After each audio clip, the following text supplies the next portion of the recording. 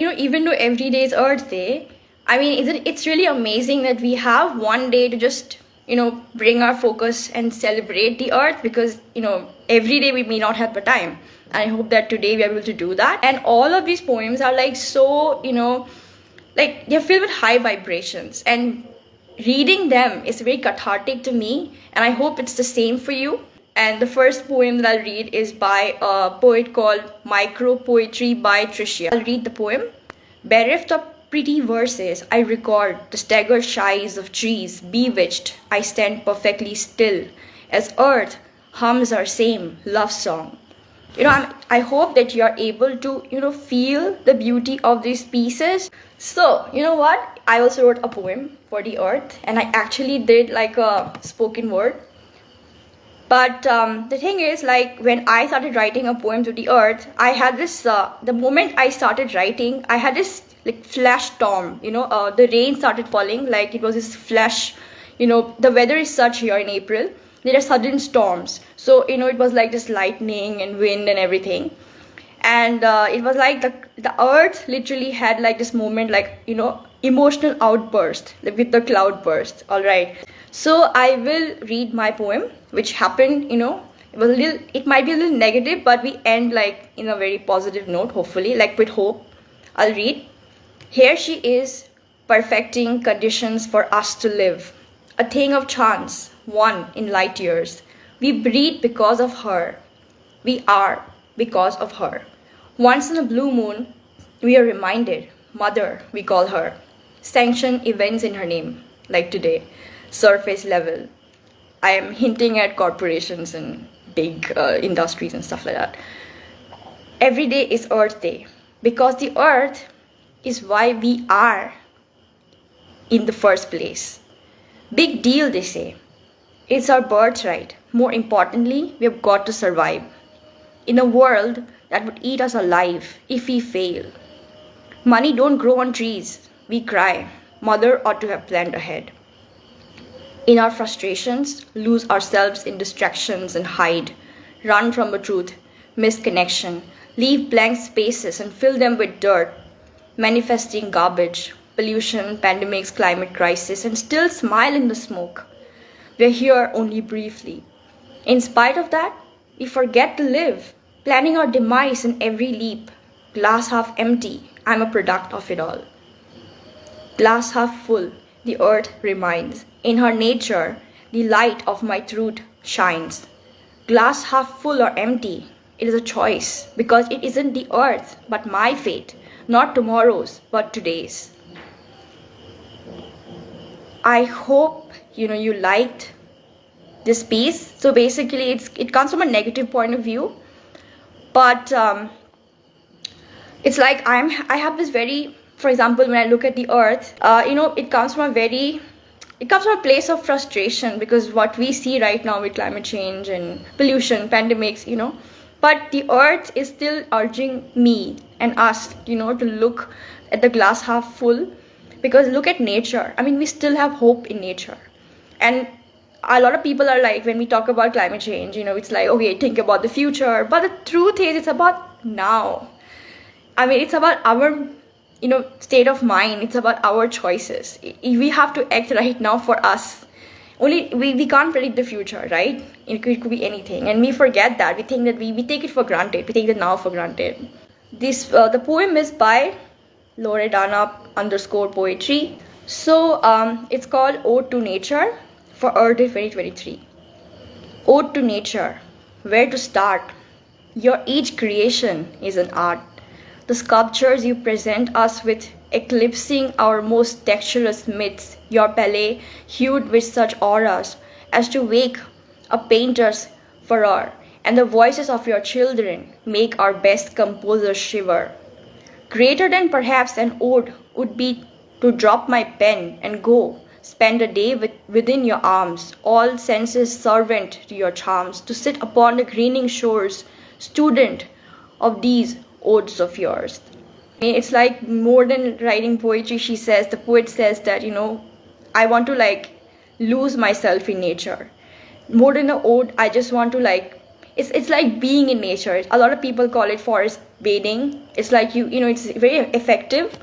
I recommend everybody who loves nature to do that. It's like you just take a moment, take like 15 minutes, 10 minutes a day, and just be there in nature. And to and the feeling that you experience, to quote the poet again, is would greater than perhaps an ode would be to drop my pen and go to spend a day within your arms, all senses servant to your charms, to sit upon the greening shores, student of those odes of yours. I love his poem because he wrote it like by hand. We are in this age where we are typing a lot of our work, but writing with your pen, you forget that. Like Mason has written a poem like on paper, which is pretty cool. So this is the poet that I'm going to read now, Mason.Snyder99. And Mason's poem actually is part of this greater movement called Save Soil, which is started by Sadhguru. But I'm going to read the poem, and it's called To Earth from Mason. How could I ever begin to thank you? The gift you have granted me is priceless, invaluable, for the very body I call home is a piece of you. And it is to you that this flesh will one day return to. You have given me a tool to use for transcendence. You have given me 2 arms, 2 legs, a heart that beats, lungs that allow me the exchange of life, all from your fertile soil. As if all that weren't enough, you gave me 2 eyes to gaze upon. The very definition of beauty that your landscapes and the creatures that inhabit them are. Thank you, Mother Earth. I love the line where he says that my body that I call home is but a piece of you. I mean, we forget the fact that, a lot of we live in a world where like talking about money and, this is so important, blah, blah, blah. But Earth, like the earth exists first and then we come. And, without it, like we're nothing. And we forget that, and we are like, so, the point, I don't want to sound like a philosopher, but it's like, human race becomes so like, we have this ego, we're like, we know everything. But if we forget where we come from, it's so important, to remember that. And Mason's poem reminds us when he says, remember your roots, where you come from. Like our body, everything that we own is but the part of the earth. Tales from a Wild Woman. She's also like a contributor for the Earthlings magazine as well. She's a columnist, and her column is called Tales of a Wild Woman, and has this incredible practices, where she takes us back to nature, mindfulness, nature practices. Do check her out.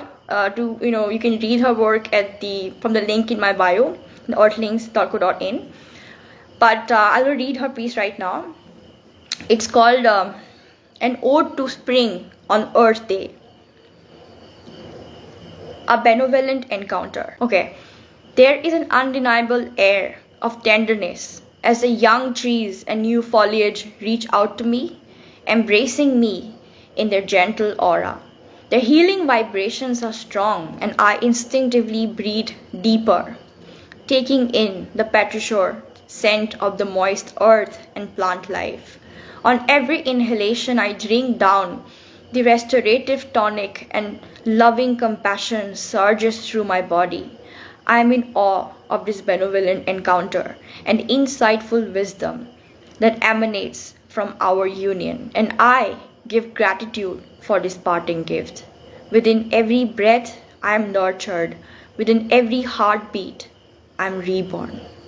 I'm currently going back to the poem by Tales from a Wild Woman. So the last line is, within every breath, I'm nurtured. Within every heartbeat, I'm reborn. Like she is talking about, the connection that we have with nature, with the earth. And it's like, the whole point is that when we get outside and we connect with nature, it's like we feel nurtured.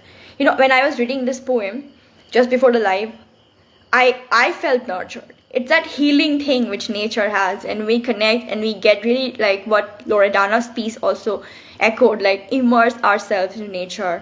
We benefit from it. I think both these poems, portray that. I'll read a poem quoted by Jane. I'll read. Mother, we have been less than kind to you at times, littering, putting waste into the oceans and harmful gas into the air. We ignore your cries and signs of pain, yet you still carry us and provide for us. Give us a place to call home. Thank you for loving us. Even when we return our backs on you, I hope that we can repay you and turn towards you to ease your pain, our suffering, and for our posterity. I mean, it's a very it's a very short piece, but it makes us think, because like we are littering the earth, we are making gassing the atmosphere, pollution, like I said, climate crisis, but and in spite of that, the earth still continues to be there. But the point is that when we are doing all those things, when we're not mindful, we are harming ourselves, because we are earth, and we forget that. This piece reminds us to rethink, because when she says our suffering and for our posterity, these particular last two lines are like we realize that it's for us. I hope that we benefit from the reading, and I hope we can take something back in our day. We add to our day, we feel uplifted. So I'll read the poet, this poet called Shell poet Michelle. Cheek pressed against the dampened trunk, soft moss between my toes, beneath the scent of earth, and all she keeps we scatter sheaths and watch life grow. But the chainsaw buzzes spitefully as the willows lose their dignity, while the wealthy rule self-righteously, and the buildings scrape the sky. The mighty seas swell angrily, and the sun beats down relentlessly. Yet, the more we do, the less we see. She's begging you to sit and breathe, cheek pressed against the dampened trunk, soft moss between my toes, beneath the scent of earth, and all she keeps. So I hope you got the beauty of this piece. So I love the fact that the poet opens the poem with this, she's out in nature and she's like experiencing the soft moss between her toes, and she feels the earth. And while she's out in nature, a lot of things happen. One is where you're really living mindlessly. We're polluting the planet. We just concerned about building but not giving back. And in the reaction to that is the seas swell angrily, sun beats down relentlessly, global warming. Yes. And she's like, the earth, while all this is happening, the earth is begging us, just take a moment and listen to her. And when we do that, it benefits us. So I'll be reading the poet, Cassandra _art_end_stories. So Cassandra Art and Stories. You think listening to the earth is bees and burbling brooks, the hiss and crash of surf, a night sky filled with migrating birds. You think it is the whisper of wind-kissed pines, the crack of ice on the river, the snarl of thunder on the hills. And oh my darling, it is this and more. It is the music of all our hearts. It's a gorgeous poem. I love the metaphors, the hiss and crash of surf, night sky filled with migrating birds, wind-kissed pines, gorgeous imageries. And it is all this, but a lot more. It's within us. All of these gorgeous little beauties that we see in nature is in us. And listening to the earth is all that, but it's also much more. You can hear the words come to life. You say hiss and crash of the surf, bees and burbling brooks, gorgeous, descriptions.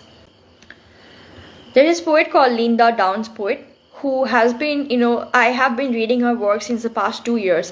I'll read her poem. She challenged me to connect to the softness of the earth. Hand on bark, feet planted in mossy banks, finger to her lips, she whispered, listen and watch. As soft, downy, willow tits and golden-beaked blackbirds sang, I watched the sleet of the tree creeper, the nuthatch and the jay. I heard the thrill of the song thrush, the rapture of the chaffinch, the mating call of the bullfinch and the great spotted woodpecker. I understood none of what was sung, yet still my soul rejoiced with every note. Like she's talking about the birds here. Like when we look out into nature and like all these bird sounds, and we don't understand what the birds are saying, but we still get it, right? And that is what I'm talking about, when the poet says that I heard, I did not understand none of what was sung, yet still my soul rejoiced with every note.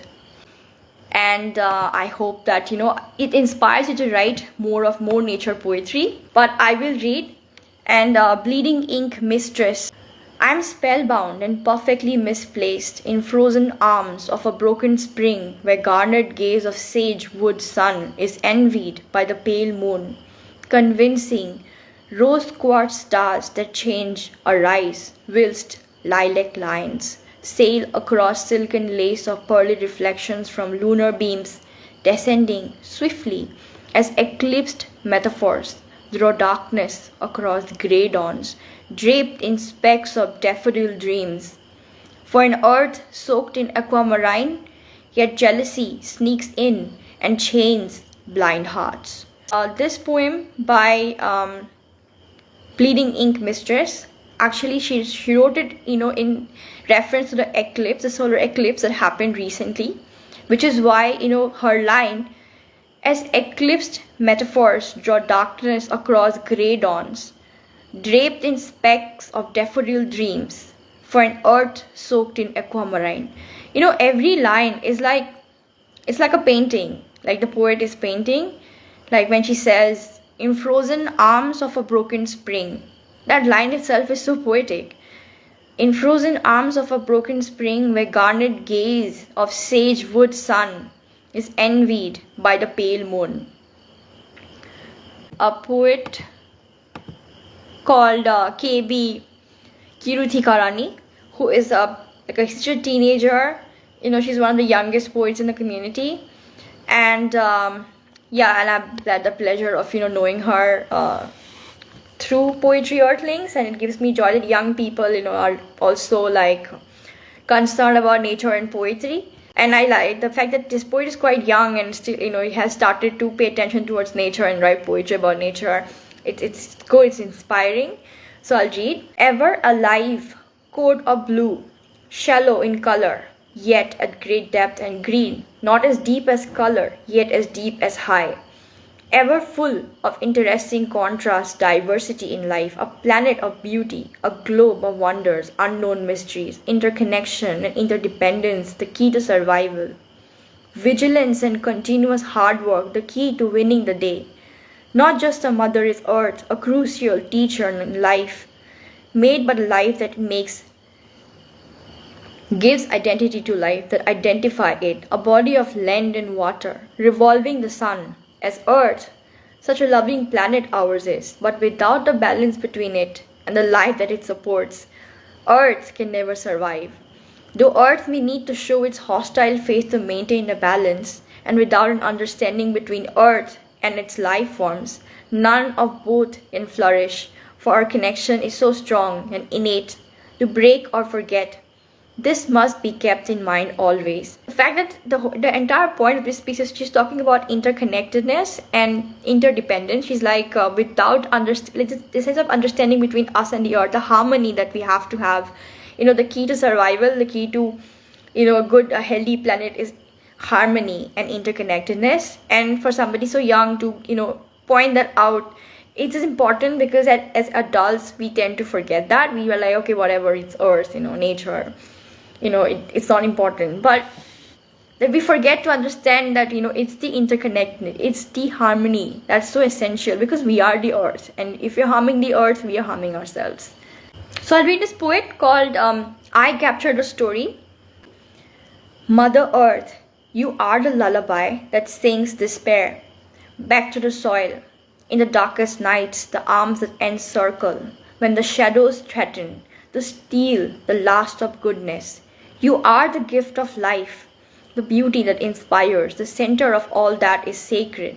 Though few remember to acknowledge you, and less remember to thank you, I bow my head and kneel at your core.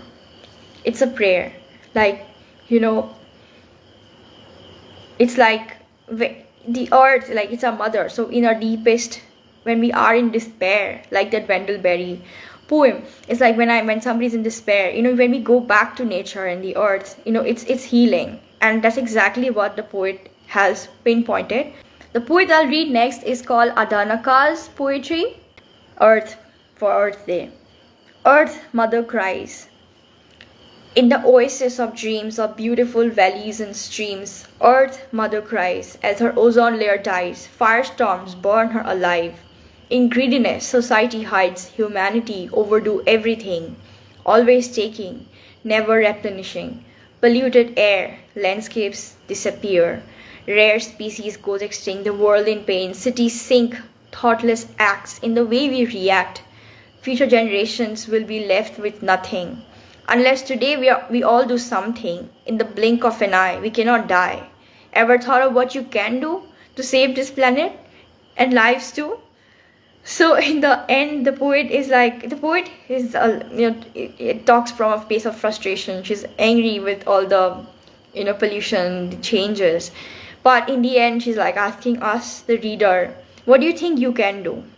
I personally feel like, writing a lot of people are like, what good is art and poetry, but I feel like writing poetry about nature is an impactful way to give back to the planet, because we are raising awareness.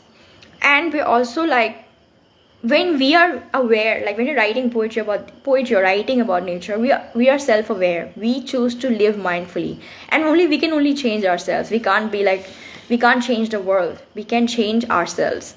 Rumi said that, not just mine. And that's an important reminder. I think that's what we can do, on the personal level, and we must do, because we are the earth. The earth is not something separate from us, it's who we are. Melrose Poetry 18. Wildly fertile soil, soft petals and wise old oaks, some consume insects, oxygen filled air, many who can't long to fly, changed perspective, storms, wildfires, earthquakes, we feel leveled when she yells, Mother, may I live? This rushing currents home to scores of marine life full of square riptides, replenishing the famine. It's symbiotic nature. So basically she's talking about like the good and the bad, like when nature reacts, like there's an earthquake or like a tsunami or something. This rushing currents home to scores of marine life full of square riptides, talking about the sea. It's like we complain about the earthquake and we're like, oh my god, natural disaster. But it's symbiotic nature, she says. And it's like it's talking about both the dark and the light side of nature. The poet I'm reading is called Sabrina's Poems. I'm the mother of the earth-blooming buds and birds. I control humans with my string of serenity. Some stain my emerald fields with evil oil. I don't permit tainted arrows to pollute my hands. I plant seeds in youth psyches, imploring them to shield my land so they can diverge light for their summer and spring. My trees defy typhoons and tremors. They thrive in the dreary dark. They fetch devices to shred our bark. We may be sliced, but our seeds never lose their silver spark. I burden my kin with ingenious wings, for I desire all spirits to rise, soar, and sing. It's a very like I am your mother kind of a poem, where she's like, I'm the mother of the earth blooming buds and birds. I control humans with my string of serenity. But ultimately, when we looking at the earth, but ultimately the last line says, for I desire all spirits to rise, soar, and sing. The earth is way more powerful than we are. And why? And our little acts, like what we do, how we try to, pollute, control, try to, create problems for the earth. The earth notices that because and she reacts to that via pollution, tsunamis, or earthquakes and natural disasters, right? Climate change, climate crisis. But the point is, like, it's our own action. While we are paying the price, and we have to remember that, like, our actions are creating problems for us. The surreal dancing poet. She's grateful to be our mother. That's the title of the poem. I am the earth. I'm here for eternal rebirth. I'm energy drawn from the creatures that walk me and crawl within, atop me, to the crystal formations within, to the crystalline, golden sands that accentuate me with emerald waterfalls without. They call me mother. And as a mom, I'm filled with gratitude, but must try to stay calm. Even when my children fight, they damage each other and themselves, forgetting that they are damaging me as well, making me act out the bad mom as I must answer back in a thunderous voice that may hurt me and the innocent children as well. I cannot punish just one for their crimes, or two, they make their home a dying hell. My whole foot must come down. My whole foot must come crashing down upon them, as their infractions or inaction make my precious flowers die, and the buzz of my bees are hardly heard anymore, as they barely make honey or even fly. This is all being true, no longer folklore or a conspiracy lie. With the light of our sun growing dim, so all must further the healing process, so the damaged processing may be undone. So unless you want to float in space, it's time to acknowledge the tears of your earth mother's face, sharing gratitude for her evolving paradise and your sacred living space. It's written again from the point of view of a mother. First, the line itself, the title of the poem says, she is grateful to be your mother. And then she's just like a mother does, she's like, I love you, but you are being difficult, with your actions. You're killing yourself. I mean, being the mother, she knows more, but we are like destroying ourselves by our actions. She says that my whole foot must come crashing down upon them. Ultimately, the point that she makes is, why is the earth acting against us? When we act against the earth, it's for our own benefit, because it's like karma, it's like what goes around comes around, right? If we are acting mindlessly and we're polluting and we're destroying and we're killing and we're cutting trees, we are paying the price. And because it's for our benefit, because it's more like a wake-up call, like, hey, you know what, it's like shooting ourselves in our own foot. It's just a reminder, like, think and act, be mindful, don't destroy the planet. It's for your own benefit, because we will be the ones facing the bigger price tomorrow, and we already are. I mean, we've seen climate change and global warming, and we've seen temperatures rise, and we are paying the brunt of it already, right? The next poet that I'll read is a poet called 10 Acre Woods, Mrs. G, who is from Australia. It gives me joy to read her piece, because her piece is titled Dear Earthling. Dear Earthling, keep your eyes on your planet. Dear Earthling, with exclamation, a message from the somber stars, prophecy of a Mother Earth's lament from afar, tarnished blights of green and blue. As the trees snag and oceans subside, your earth needs you. Please don't lose sight. Invest in the plight. To save what is yours, link your hands with motivation, gratitude, and spirit. Nature's heart that holds you, dear Earthling, demands love and nature, an offering divine, inexorably intertwined. She's writing to us, dear Earthling. We are the Earthlings, right? And not just to herself. The poet is not addressing just herself, but to all of us. But it's also like, I'm writing for myself, but we all speak. Love the fact that, she's like, dear Earthling, keep your eyes on the planet. Dear Earthling, a message from the somber stars, prophecy of a mother's earth, lament from afar. Because it's like a wake-up call again. Every poem is like, hey, you know what? Think what you're doing. Rethink your actions, because who is going to pay the price? We'll pay the price as the human race. Not the earth so much, but the human race. Called Sass, she's a sassy poet, writes poems. And Blue. It's the poem for the earth is called Blue. A blue marble rolling through space along folds in the fabric of creation. Our space station miraculously thriving, turning so each unfolding leaf can have its fill of sun. Gossamer spun, fragile web of life, protected by the brazen dome, the pale blue dot, our only home. It's sweet, like it's that real reminder how tiny we are, right? I mean, we are, like, there was this very famous quote which says that we are just rolling in a blue marble. We are like a tiny dot, a blue marble rolling through space.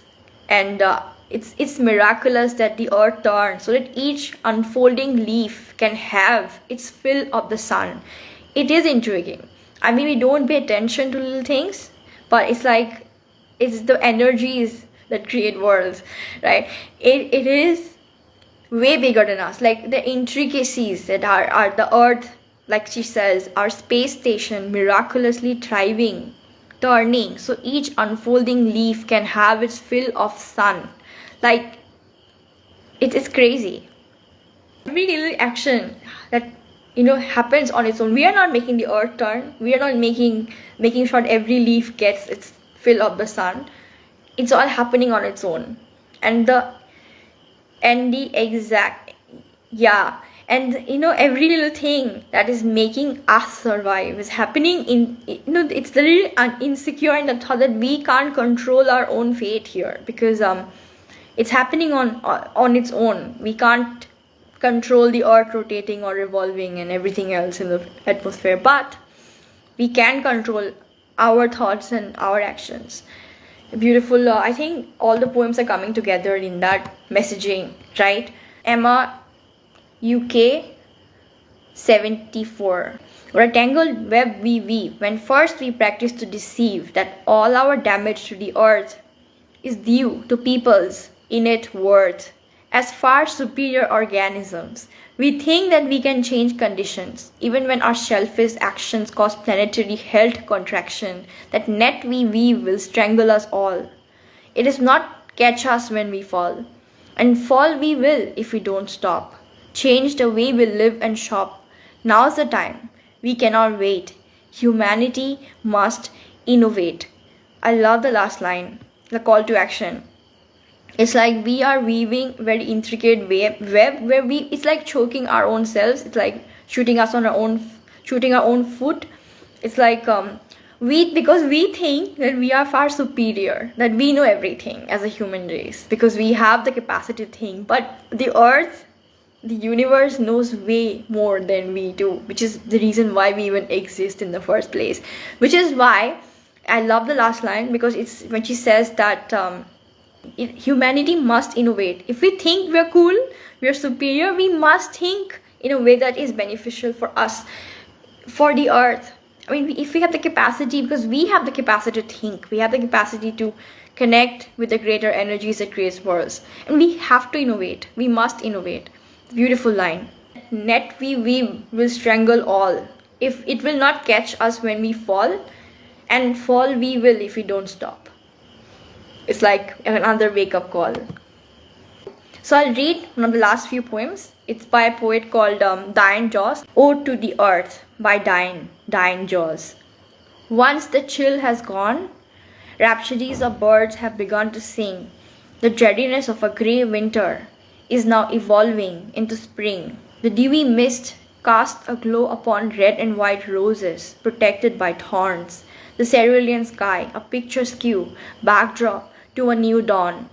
Multi-hued varieties of wildflowers appear to be quenched. A regal red cardinal drinking from a sculpted bird bath, now drenched. Bursting forth from earth emerge rainbow colors, crystal clear. Perennial seems to know that it is their time to appear.